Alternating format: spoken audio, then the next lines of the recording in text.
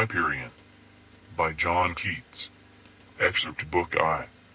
Deep in the shady sadness of a vale, far sunken from the healthy breath of morn, far from the fiery noon, and eve's one star, sat gray-haired Saturn, quiet as a stone, still as the silence round about his lair. Forest on forest hung about his head, like cloud on cloud. No stir of air was there, not so much life as on a summer's day. Robs not one light seed from the feathered grass, but where the dead leaf fell, there did it rest. A stream went voiceless by, still dead and more, by reason of his fallen divinity. Spreading a shade, the naiad mid her reeds pressed her cold finger closer to her lips. Along the margin sand large footmarks went, no further than to where his feet had strayed, and slept there since, upon the sodden ground. His old right hand lay nerveless, listless, dead, unsceptered, and his realmless eyes were closed, while his boat had seemed listening to the earth, his ancient mother, for some comfort. Yet it seemed no force could wake him from his place. But there came one, who with a kindred hand touched his wide shoulders, after bending low, with reverence, though to one who knew it not. She was a goddess of the infant world. By her in stature the tall Amazon had stood a pygmy's height. She would have ta'en Achilles by the hair and bent his neck, or with a finger stayed Ixion's wheel. Her face was large as that of Memphian Sphinx, pedestaled haply in a palace court, when sages looked to Egypt for their lore. But oh, how unlike marble was that face! How beautiful, if sorrow had not made sorrow more beautiful than beauty's self! There was a listening fear in her regard, as if calamity had but begun, as if the vanward clouds of evil days had spent their malice, and the sullen rear was with its thunder laboring up. One hand she pressed upon that aching spot, where beats the human heart, as if just there, though an immortal, she felt cruel pain. The other upon Saturn's bended neck she laid, and to the level of his ear, leaning with parted lips, some words she spake, in solemn tenor and deep organ tone, some warning words, which in our feeble tongue would come in these like accents, oh how frail, to that large utterance of the early gods. Saturn, look up. Though wherefore, poor old king, I have no comfort for thee, no not one. I cannot say, oh wherefore sleepest thou? For heaven is parted from thee, and the earth knows thee not, thus afflicted, for a god, and ocean too, with all its solemn noise, has from thy sceptre passed, and all the air is emptied of thine hoary majesty. Thy thunder, conscious of the new command, rumbles reluctant o'er our fallen house, and thy sharp lightning in unpractised hands scorches and burns our once serene domain. O aching time, O moments big as years, all as ye pass swell out the monstrous truth, and press it so upon our weary griefs that unbelief has not a space to breathe. Saturn, sleep on, O thoughtless, why did I thus violate thy slumbrous solitude? Why should I ope thy melancholy eyes? Saturn, sleep on, while at thy feet I weep. As when, upon a tranced summer night, those green-robbed senators of mighty woods, tall oaks, branch charmed by the earnest stars, dream, and so dream all night without a stir, save from one gradual solitary gust, which comes upon the silence, and dies off, as if the ebbing air had but one wave. So came these words and went, the while in tears she touched her fair large forehead to the ground, just where her falling hair might be outspread, a soft and silken mat for Saturn's feet. One moon, with alteration slow, had shed her silver seasons for upon the night, and still these two were postured motionless, like natural sculpture in cathedral cavern, the frozen god still couchant on the earth, and the sad goddess weeping at his feet, until at length old Saturn lifted up his faded eyes, and saw his kingdom gone, and all the gloom and sorrow of the place, and that fair kneeling goddess, and then spake, as with a palsied tongue, and while his beard shook word with such aspen malady. O tender spouse of gold Hyperion, Thea, I feel thee ere I see thy face. Look up, and let me see our doom in it. Look up, and tell me if this feeble shape is Saturn's. Tell me, if thou hearst the voice of Saturn. Tell me, if this wrinkling brow, naked and bare of its great diadem, peers like the front of Saturn, who had power to make me desolate.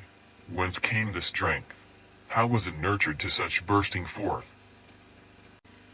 How fate seems strangled in my nervous grasp, but it is so, and I am smothered up and buried from all godlike exercise of influence benign on planets pale, of admonitions to the winds and seas, of peaceful sway above man's harvesting, and all those acts which deity supreme doth ease its heart of love in. I am gone. Away from my own bosom, I have left my strong identity, my real self, somewhere between the throne and where I sit, here on this spot of earth. Search, Thea, search. Open thine eyes a turn, and sphere them round upon all space, space starred and lorn of light, space regioned with life air, and barren void, spaces of fire, and all the yawn of hell. Search, Thea, search, and tell me, if thou seest a certain shape or shadow, making way, with wings or chariot fierce to repossess a heaven he lost erewhile. It must be of ripe progress. Saturn must be king. Yes, there must be a golden victory. There must be gods thrown down, and trumpets blown of triumph calm, and hymns of festival upon the gold clouds metropolitan. Voices of soft proclaim, and silver stir, of strings and hollow shells, and there shall be beautiful things made new for the surprise of the sky children. I will give command. Thea, Thea, Thea, where is Saturn? This passion lifted him upon his feet, and made his hands to struggle in the air, his druid locks to shake and ooze with sweat, his eyes to fever out, his voice to cease. He stood, and heard not Thea's sobbing deep. A little time, and then again he snatched utterance thus, but cannot I create? Cannot I form? Cannot I fashion forth another world, another universe, to overbear and crumble this to naught? Where is another chaos? Where that word found way unto Olympus, and made quake the rebel three? Thea was startled up, and in her bearing was a sort of hope, as thus she quick-voiced spake, yet full of awe. This cheers our fallen house. Come to our friends. O Saturn, come away, and give them heart. I know the covert, from thence came I hither. Thus brief, then with beseeching eyes she went, with backward footing through the shade of space. He followed, and she turned to lead the way, through aged boughs, that yielded like the mist, which eagles cleave up mounting from their nest.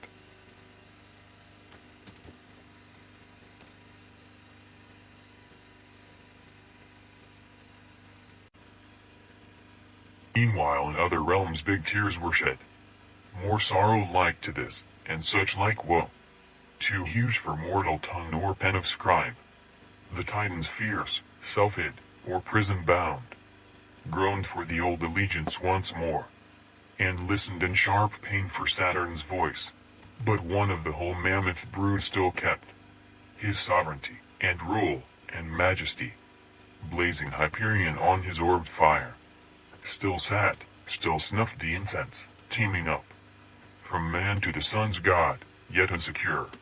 For as among us mortals omens drear fright and perplex, so also shuddered he, not at dog's howl, or gloombird's hated screech, or the familiar visiting of one upon the first toll of his passing bell, or prophesyings of the midnight lamp, but horrors, portioned to a giant nerve, oft made Hyperion ache, his palace bright, bastioned with pyramids of glowing gold, and touched with shade of bronzed obelisks, glurred a blood red through all its 1,000 courts, arches, and domes, and fiery galleries, and all its curtains of Aurorian clouds, flushed angrily, while sometimes eagles' wings, unseen before by gods or wondering men, darkened the place, and neighing steeds were heard, not heard before by gods or wondering men.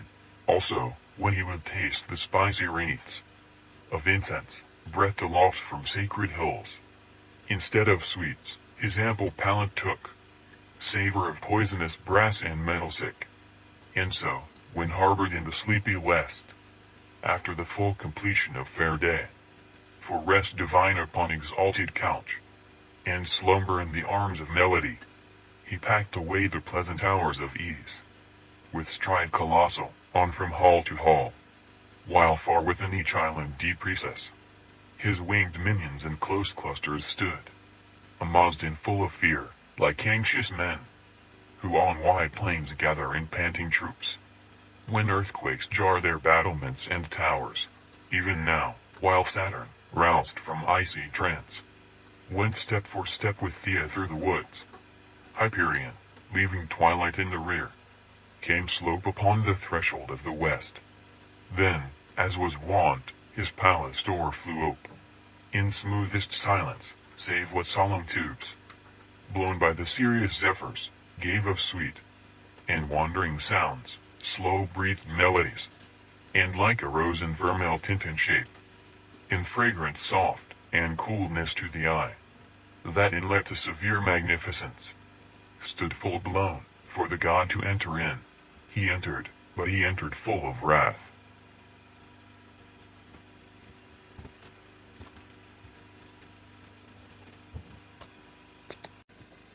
His flaming robes streamed out beyond his heels, and gave a roar, as if of earthly fire, that scarred away the meek ethereal hours, and made their dove wings tremble. On he flared, from stately nave to nave, from vault to vault, through bowers of fragrant and enwreathed light, and diamond-paved lustrous long arcades, until he reached the great main cupola. There standing fierce beneath, he stamped his foot, and from the basements deep to the high towers, jarred his own golden region, and before the quavering thunder thereupon had seized, his voice leapt out, despite of godlike curb, to this result: O dreams of day and night, O monstrous forms, O effigies of pain, O spectres busy in a cold, cold gloom, O lank-eared phantoms of black-weeded pools, why do I know ye? Why have I seen ye? Why is my eternal essence thus distraught? To see and to behold these horrors new? Saturn is fallen, am I too to fall? Am I to leave this haven of my rest, this cradle of my glory, this soft clime, this calm luxuriance of blissful light, these crystalline pavilions, and pure fanes, of all my lucent empire? It is left deserted, void, nor any haunt of mine, the blaze, the splendor, and the symmetry. I cannot see, but darkness, death and darkness, even here, into my center of repose. The shady visions come to domineer, insult, and blind, and stifle up my pomp. Fall, no, Vitalis and her briny robes, over the fiery frontier of my realms. I will advance a terrible right arm, shall scare that infant thunderer, rebel Jove, and bid old Saturn take his throne again. He spake, and sayest, the while a heavier threat held struggle with his throat but came not forth. For as in the theaters of crowded men, hubbub increases more they call out hush, so at Hyperion's words the phantoms pale, bestirred themselves, thrice horrible and cold. And from the mirrored level where he stood, a mist arose, as from a scummy marsh. At this, through all his bulk and agony, crept gradual, from the feet unto the crown, like a light serpent vast and muscular, making slow way, with head and neck convulsed. From overstrained might, released, he fled to the eastern gates, in full 6 dewy hours. Before the dawn in season dew should blush, he breathed fierce breath against the sleepy portals, cleared them of heavy vapors, burst them wide, Suddenly on the ocean's chilly streams, the planet orb of fire, whereon he rode, each day from east to west the heavens through, spun round in sable curtaining of clouds. Therefore veiled quite, blindfold, and hid. But ever and anon the glancing spheres, circles, and arcs, and broad belting color, glowed through, and wrought upon the muffling dark, sweet-shaped lightnings from the nadir deep, up to the zenith, hieroglyphic souled, which sages and keen-eyed astrologers, then living on the earth, with laboring thought, won from the gaze of many centuries, now lost, save what we find on remnants huge, of stone, or marvelous wart, their import gone, their wisdom long since fled, to wings disorb, possessed for glory, two fair argent wings, ever exalted at the gods' approach, and now, from forth the gloom their plumes immense, rouse, one by one, till all outspreaded were, while still the dazzling globe maintained eclipse, awaiting for Hyperion's command. Fain would he have commanded, fain took throne, and bid the day begin, if but for change, he might not, no, though a primeval god. The sacred seasons might not be disturbed, therefore the operations of the dawn stayed in their birth, even as here 'tis told, those silver wings expanded sisterly, eager to sail their orb, the porches wide, opened upon the dusk demesnes of night, and the bright Titan, frenzied with new woes, oonish to bend, by hard compulsion bent, his spirit to the sorrow of the time, and all along a dismal rack of clouds, upon the boundaries of day and night, he stretched himself in grief and radiance faint. There as he lay, the heaven with its stars looked down on him with pity, and the voice of Celis, from the universal space, thus whispered low and solemn in his ear, O brightest of my children dear, earthborn, and sky engendered, son of mysteries, all unrevealed even to the powers, which met at thy creating, at whose joys, and palpitations sweet, and pleasures soft, I see oilous, wonder how they came and whence, and at the fruits thereof what shapes they be, distinct, and visible, symbols divine, manifestations of that beauteous life, diffused unseen throughout eternal space.